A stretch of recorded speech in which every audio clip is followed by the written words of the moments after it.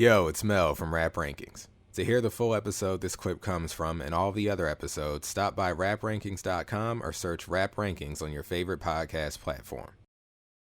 Track 10, Holocaust, parentheses Silkworm, featuring Doc Doom, Miss Roxy, Holocaust, and Ghostface Killah, produced by RZA. 5+. 6+. Hold on, I gotta actually bring in your pal. Very, very early. I'm sorry. I thought about it when this came on in the car. So this is Running on Empty. We're not even halfway through the album, and I was running on empty. Would you give it a 6-? No, 6+. Jesus, Bobby Digital, you really hurt my heart. This song is a cult classic, apparently. What? Why? We know about hip hop and their anti-Semitism. That's what that is. Okay. Well, this isn't an implicitly anti-Semitic record. I mean, no, there's nothing anti-Semitic about the song itself. But I'm just saying, of course, they would say it's just called classic, Holocaust, right? And a Holocaust is something that existed before. Well, he's a Holocaust. rapper. Apparently, that's his name. Well, Holocaust is one of the rappers featured on the song. Why would he name himself that? So the reason why this song is considered a cult classic is because people say that Holocaust had like the album-stealing verse on this song, and all I'm thinking is, while I'm listening, is Ghostface is better on the song, let alone the album. Fuck the album. This is a better Ghostface verse on the very song. Both can I just say though? Good. What's that? I said both verses are good. I think Holocaust verse was fine, but I don't know if it's worth. Its reputation. What they say, you said that they think he stole the. I mean, stealing the show on an album like this is hardly something you want to like parade as an achievement. You know? True. Yeah, sure. But I mean, his verse Holocaust is fine. He didn't blow me away. I think both Ghostface verses on this album were the best verses on the whole shit. Wow. But there is a marked difference even when he in raps. Even in this, like, just that, I couldn't put this song over. And I like the beat, actually. I think the beat is something that wouldn't have sounded entirely out of place on, like, a Liquid Swords. I said the beat is so whatever. Phantom of the Opera is manning the church organ. That's RZA, man. I like this beat. But, you know, the Bobby Digital... It's Bobby Digital. Once again, mediocre singing on a RZA beat. It's just, cut it out. I don't like that. And, you know, so Miss Roxy could do without her. RZA didn't really do anything for me on here. Now he doesn't want Miss Roxy. Come on, man. All of the Wu-Tang singers are they're just not good. I like real singers who put out albums. Wow. All right, the singing's always annoying. Even on a song that ends up getting over in spite of the singing rarely helps. Unless it's, again, you look at Ghostface, All That I Got Is You, with Mary J. Blige, a real fucking singer with a discography and everything. And what do you know? It's the best Wu-Tang and a singer joint. I mean, Coincidence? You know, I think not. Not everyone can be Mary J. Blige. Yeah, but can they be like 112? Can they be Case? Can they just be like something under, like, above this, wherever they're at? Can I just say the narrative that old boy from 112 can't sing? He's not a great vocalist, but I mean, it doesn't ruin the songs. He sounds. My issue, he sounds sweetened, like a lot of studio sweetening going on. If I told you I love you, that doesn't mean that I... This song's great, even though he's not a great 112. singer. I'm just saying there's a lot of audio sweetening going on, I think vocal sweetening specifically. Well, they have to. He's not great. Right. But in general, Holocaust was cool. He was meat and potatoes to me, though. That may be the only time we will ever hear that sentence on this show. Holocaust was cool. Jesus Christ. But yeah, meat and potatoes to me. Ghostface is the only true standout verse, in my opinion, on this song. I could have done without everyone else. The beat was cool. Ghostface was good. I didn't like this thing enough to put it over all the way. I think Holocaust was a bit above meat and potatoes. I took issue with... are you going to bat for the Holocaust lovers out there? No, but this isn't the only time I'm going to go to bat for something controversial on this album. Foreshadowing style. When he says, "You've fallen down an endless tunnel of doom reality," I said, yeah, I know. Thank you for telling the world about my state of affairs. Graphically, my Killer Bee family stings the galaxy. I got upset because I'm like, how many people are in this family? Like, people just show up on these albums. I hear from them for the first time, and they're like, my Killer Bee family. Like, you're a lot of people. Extended fan. Like, you're the 15th cousin 8 times removed out here. Like, you know, you gotta keep I got in mind, irrationally upset when I heard it. It's a 10-man group where each person's bringing their own hangers. 10-man group. Right. Okay. So, all in all, and then those guys start making 10-man groups as well. Because right. And I feel like if I wanted to get on a record and say I'm in the Killer Bee family, who's going to stop me? No one, like, but instead of lying about it, you could just literally become part of it by, like, working with someone who's associated with them once, and then automatically the fans will just, like, the way that they do the math on this sometimes is literally, like, they just look down the track listing. They're like, okay, Holocaust, Dr. Doom, Miss Roxy, Black Knights, Killer Army, Islord, Royal Fam. And it's just like new names to add to the, like, all you have to do is be on one of these albums, I would say, and you're in. Now that Islord, he's coming up. I like him. He's cool. He can join the family. But, I mean, Holocaust can join the family too, but Holocaust is fine. We gotta put a cap on the family, is what I'm saying. Everybody can't be in the family. They gas Holocaust, okay? I just think... come on. Well, you can say that. I can't say that, but you can. Maybe it's because it's Holocaust, you know? And I wouldn't say that, for the record, either. So, but, yeah. I mean, it's a good verse. I mean, there's provocative language. Titanium, stomach devouring Guinness. My flesh is solid stone, despite my outer appearance. Disease kills viruses, planets, and racial creatures. Made MCs sprout tumors so bad, lost facial features. Fountains of pain. You know, like he's saying some stuff. I'm horrifyingly empty. That is a Mel line. I'm hitting it again. That is a Mel line if I've ever heard one. Rock crushing German suplex. You think he was better? You think he was better than Ghost? I would give Holocaust, the rapper, not the event, 7+.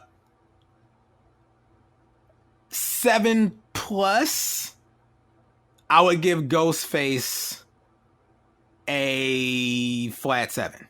Okay, so you thought, in other words, slightly better. He was better. Slightly better, yeah. He has no presence to me. That's my issue with him. He just sounds like he's saying bars. He doesn't. When you're reading those bars, I'm like, damn, did I sleep? But it's like, no, I didn't. I've heard the verse dozens of times. Well, yeah, because delivery matters. It does matter. He doesn't make an impression. Ghostface has much better presence than Ghostface comes on the track and wakes everybody up, honestly, because this is a mean... Ghostface... Mean potatoes. Look, yeah, I literally say he's good, but come on with this beat. Because Ghostface is saying, you know, I love... married to rap. We've been engaged for 12 years. Tyson bit Holyfield's ear. We love the sport. You know, look out your window and I see, pull up the shade. Y'all be amazed. Me, Tony Stark spaceship, ran by a Duracell. The only man outwalked through hell. Dick swinging like shit went well. You know, double swirl slush, Wonder Woman. There's sapphires again. I might just be a sapphire mark. I just like sapphires. I don't know. Wonder Woman sapphire shit with the pearls. That's great. That's like, I don't know what he's talking about, but it sounds good.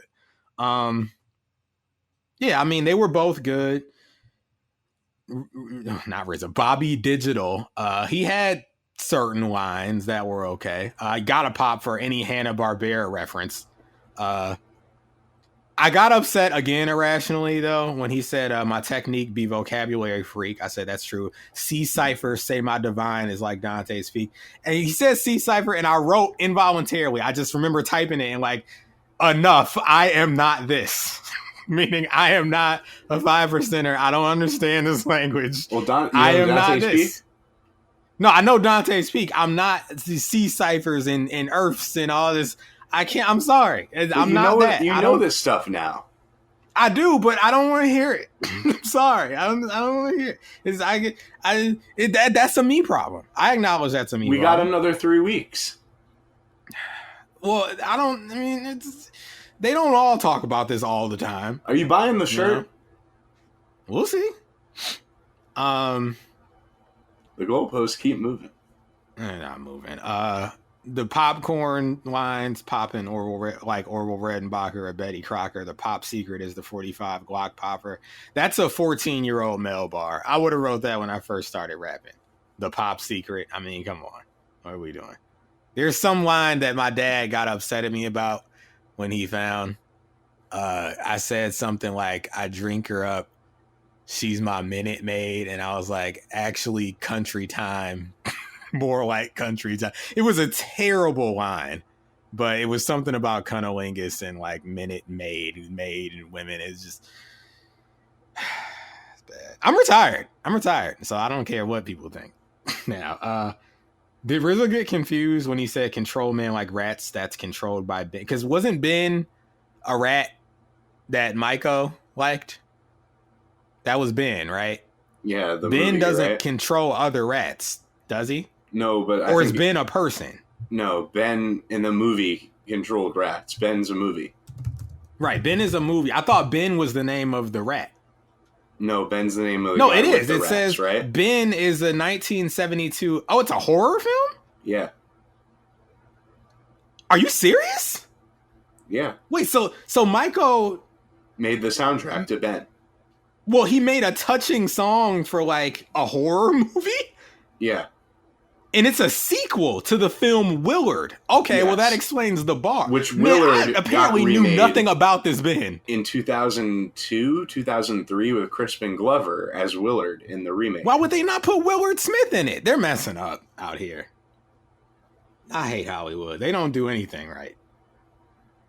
Okay, well, I'm not going to watch the remake or the original. Or Ben from 1970s. I didn't know it was a horror. I thought it was like a story of like a kid and his rat and like the kid's abused or something and like the rat's his only friend. It is, but then he like uses the rat like to exact revenge and like the other rats like controls the rats. God. Controls the rats, you know? Like he's the rat overlord basically. I think that's the deal. I had the Rat King, if you will. Yeah, okay. I had no idea this was a horror movie. Yeah. Yeah, this is crazy. It's a sequel to a horror movie, which has already been remade. That too. It's fairly well known. Well, Jesus. All right, I haven't seen it for what it's worth, but wow, you've never seen it? I've seen the horror remake. Man. That is a man you actually are. So I'm surprised to hear that. Yeah, I haven't seen him. I just saw the remake, and that was it. Will Moulz give us a Ben review by the end of? No. I don't care too much for like animal attack movies. I like animals. Oh, so Cujo, Jaws. I like Jaws. Jaws is good. Jaws is okay. Jaws is special. What other animal attacks are there? Not the biggest animal that came to mind. I like Cujo, animals, Jaws. I guess Ben. Does The Birds count by Alfred Hitchcock? It does, but I mean, he's the master of suspense. You know what I mean? Ah, okay, fair enough. Like Call in, folks. What's your favorite animal? Who made Jaws? Movie? Steven Spielberg, right? I mean, we're talking Alfred Hitchcock, Steven Spielberg. You deal with the animals, but so only the masters are able to handle these animal things. Yeah, because they're the masters. You better get ready to bow to the masters. You know what I mean? Bow to the masters. Animals.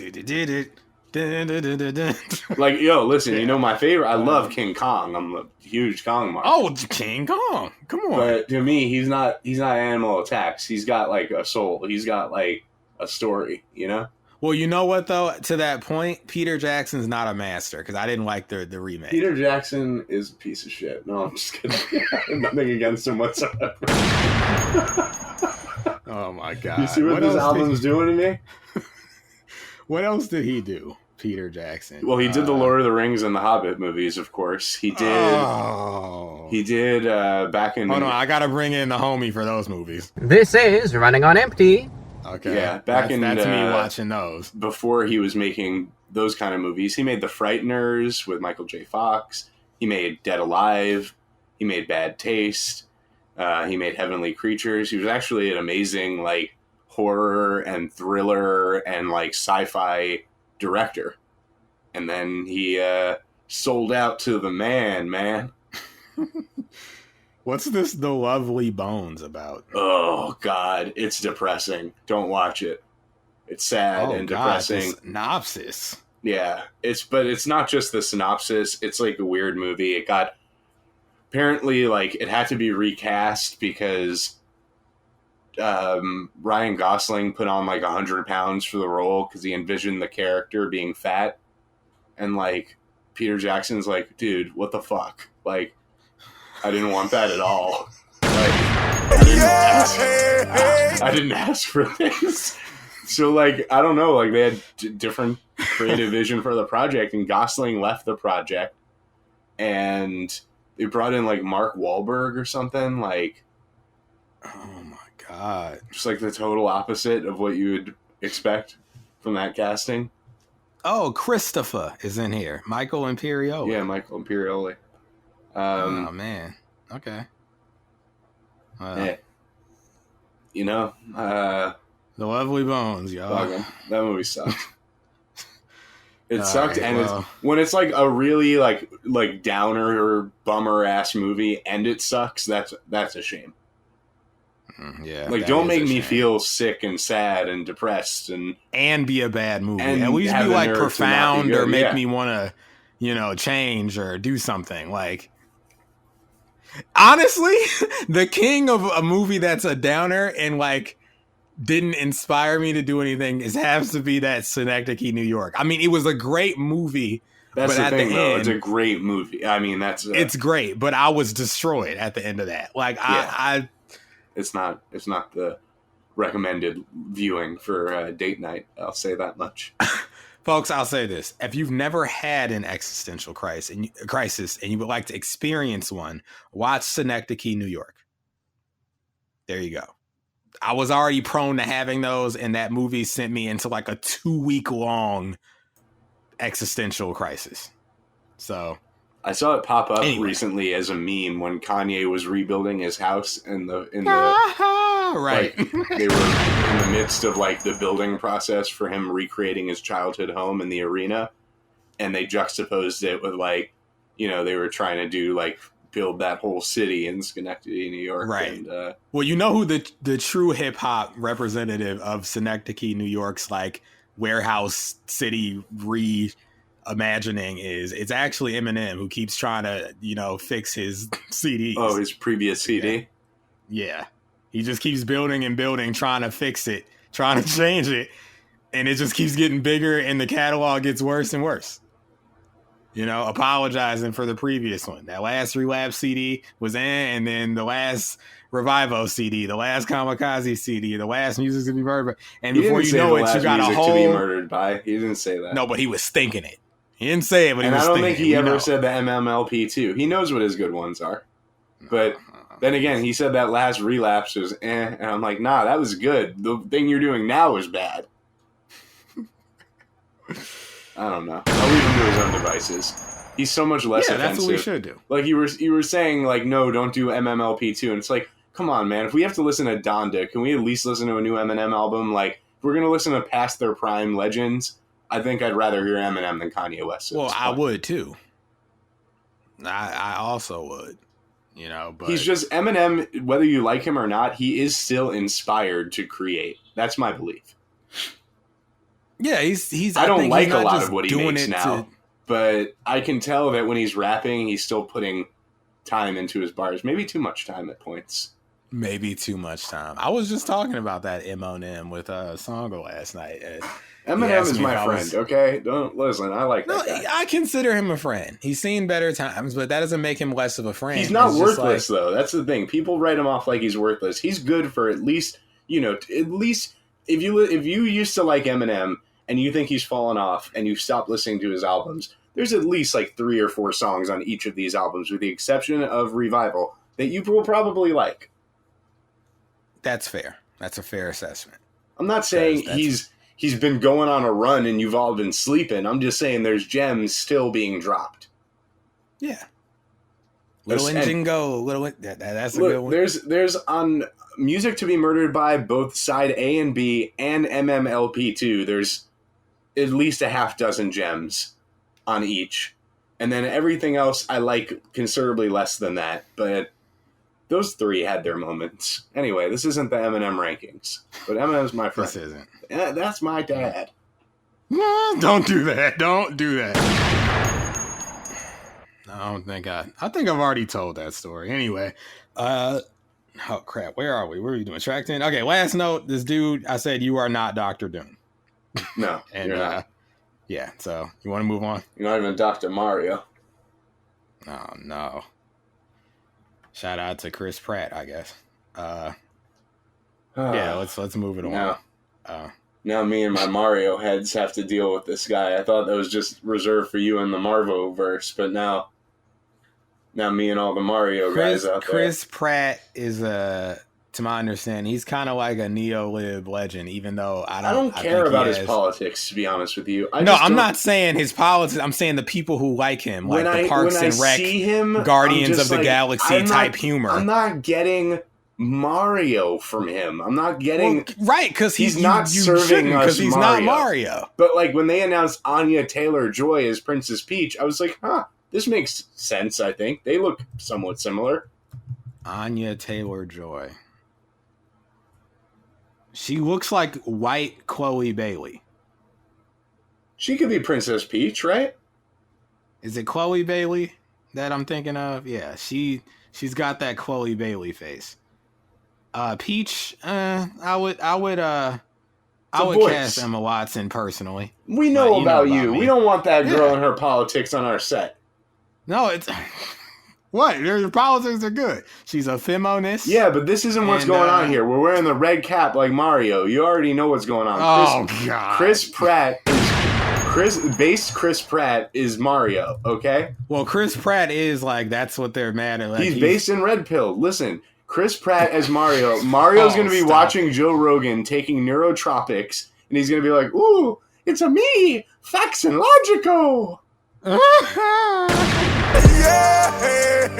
All right, Mario's going to get in some deep shit on the web, and he's going to be showing up at the Capitol building. Culture, mamma mia. Yeah, but Luigi, who's played by, who's that, Charlie Day from Only Long, Gay Nas X. So long, Gay Nas X. And he swings him off the whole thing, kicks him off the pedestal, and they storm the Capitol. What happens is Luigi is Antifa. Luigi's Antifa. So long, Gay Bowser. Okay? Luigi went totally Antifa. The guy's, he's went full lip. And the thing is that he's trying to stop his brother Mario from being on an FBI watch list. And Mario... If that is the premise of the movie, I'm definitely watching it. I mean, it would be fucking money. Now, Princess Peach is in the Capitol building. And she's a socialist. Yes, she's a socialist, and she's actually barricaded herself in one of the rooms, and she's hiding. She doesn't know that Mario's trying to storm the Capitol, but he's doing it for her. He doesn't realize that they're doing it. Everyone else is doing it for different reasons. It's a cross-political lines love story. Exactly. Between a MAGA and a socialist. Yep. And she's basically saying, like, no more red cap, come home, like Jay on Donda. But the thing is that he's like, no, I've been wearing the fucking red cap since the 80s. It basically gets revealed he didn't want to be involved in this MAGA shit. But what happened was he's not taken off the red cap. This is, with Mario without the red cap, you can't do that, okay? That's the branding. I mean, the whole thing when Mario... in his new game, Cappy Cappy's his own character. You know, Oh, I the didn't Cap know is about part of Mario. Okay, you can't. So he got roped into it because people confused him, and he was very stubborn. You know, we know Mario's stubborn. What are you trying to say about Italians? I'm not saying anything about Italian. I'm talking about Mario. Shit getting out of hand now. Mario's Japanese. No, he isn't. Yeah, he is. He was made there. Yeah, so he has. But Japanese. you know, they were doing Italian. He's an Italian guy from Japan. Right? He is an Italian guy from Japan. Oh no. His politics are all screwed up. Okay. All right. The whole thing is he just couldn't take off the red cap because he is MAGA the red. convert Italian Japanese man. He didn't mean to be MAGA. What happened? A neo-lib brother. He who wouldn't loves take a off the socialist red princess. He wouldn't take off the red hat, and Luigi started saying, "Oh, you must be for Trump," and he's like, "No, I'm for Mario." And you know, he just wouldn't. Luigi just kept. You know, he wouldn't. Folks, who would you rather have, Chris Pratt or Moulz as Mario? Call in. I'm more Mario than. Listen, I got a belly. I got a little belly like Mario. All right, Chris Pratt. Man. That guy just he took steroids and diuretics and stuff to look like. We know what happens when you get in these Marvel movies. Look what they did to Kumail. Kumail, the Indian dude, right? He's Indian. Indian. They took my man Kumail. They gave him the Dr. Miami treatment. Nah, he worked on that himself. Don't do that to him. We know about him. He took them. He's cut, dude. I'm looking at him on Google. Yeah, human beings don't get that way in like 6 months, Mel. I hate to break it to you. When they have like dad bods when they started out. That's not how you look. No, look at this.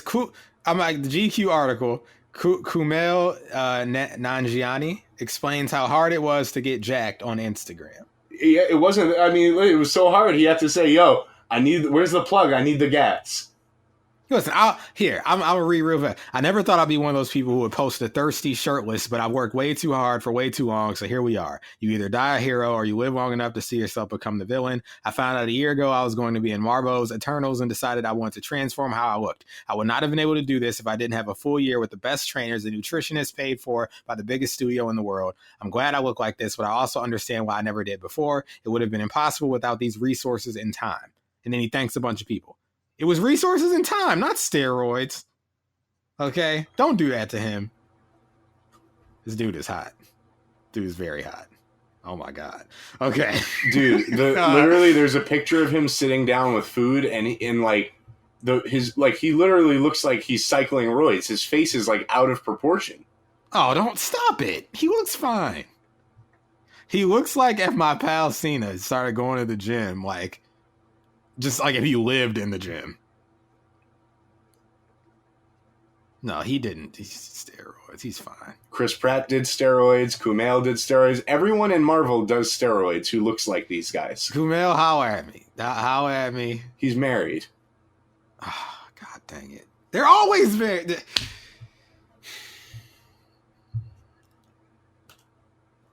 Now I'm depressed. I'm depressed. What are we even doing? I thought it was Bobby Digital. What is going on here? I'm just telling you, when you get the Marvel bag, they give you steroids. No, they give you resources and time. Resources like steroids and time to take them. You know you have to work out when you do steroids, right? You don't just sit there and grow a body. No, I know. I'm aware. I watch wrestling. Okay. Yeah. Resources anyway. and time. Jesus Christ. We were supposed to move on, and then we started talking about Mario, and now, oh my God, this show. I don't know. All right. Look, you want to move on? Look, I'm a G-Unit soldier, and I'll freely admit, I think 50 might have taken steroids at one point in time. It's a cosmetic business, pal. Well, and that's why I quit, because I ain't got time for that. Okay. Speaking of which, and I'll tell you, it's too late. The tangent's already been going on. We're in a tangent inside of a tangent. Inside of it, it's that Incept show everyone loves. I bought some of that jerky, that Strive that you were telling me about. The beef. The biltong. Biltong. Yeah. It's good. It's pretty good, right? Yeah, it's good. I got to get used to the different profile. Mm-hmm. You know, it's good. Very, very tender. Very tender, very flavorful. Yeah, so... Closest I've come to Hashtag replicating the human skin experience. Oh my God! Now we got the Cannibal Man. Can The we Cannibal. move on? Jesus! All right, we're This done Holocaust here. review's got it all. Jesus Christ! We're still doing that, aren't we? This is the. This was the last episode. We got the Dart Holocaust. This was the Tangent Holocaust for sure. Mm-hmm. We workshopped a Mario movie where he's a MAGA trying to save a socialist princess from the Capitol building. We gotta move on. Yo, it's Mel from Rap Rankings. To hear the full episode this clip comes from and all the other episodes, stop by raprankings.com or search Rap Rankings on your favorite podcast platform.